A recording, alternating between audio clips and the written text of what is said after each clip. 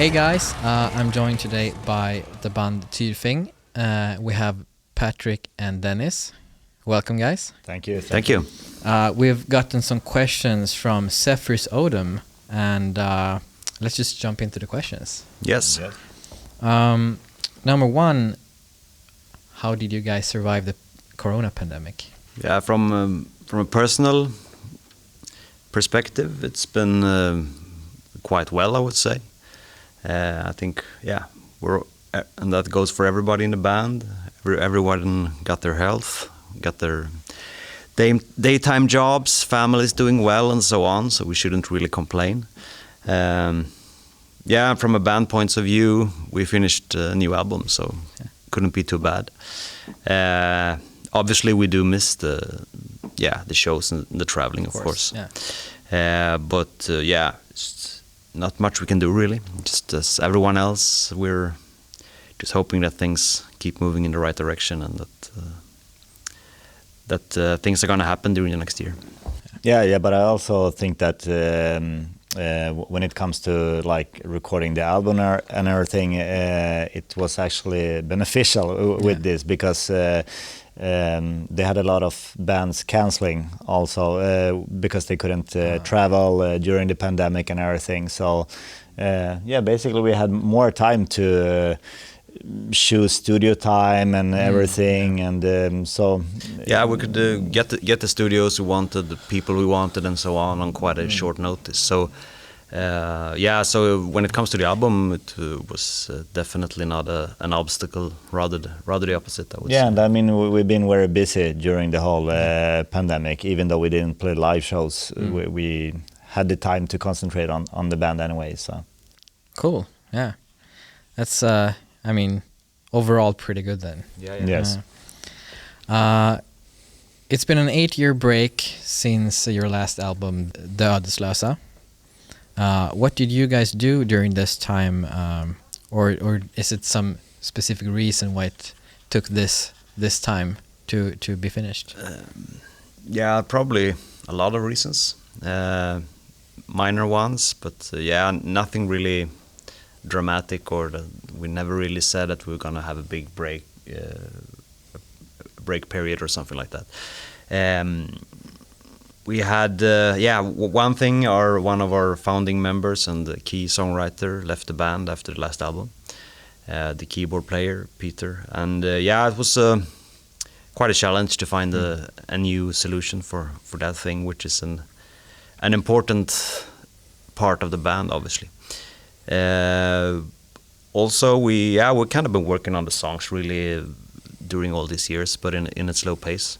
Yeah, and we didn't feel any stress or no pressure or anything like this. We just wanted to be really happy with the album and not just to stress something out because we need to, or so we just took it in our own pace. Yeah.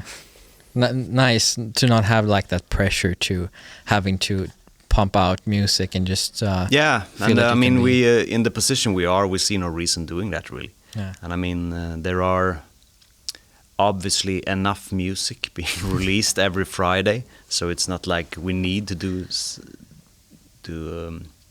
ship in on that one. No, exactly. Unless we feel that we have something which is worth doing and that we feel really satisfied with. So we prefer this time to take a lot of care to the details. Obviously, we would prefer to release it sooner, of course. But it's how it turned out this time, and I think it's hopefully it will be worth the wait. Yeah, I think the fans will be happy that you took that time to perfect it. Yeah, I think so. And honestly, it seems like people have been waiting patiently and still remembers the band and keeps asking about it. And once we announced that it was in the making, we got really positive feedback on that. So really good response. I don't think we ruined anyone's life really with this long wait.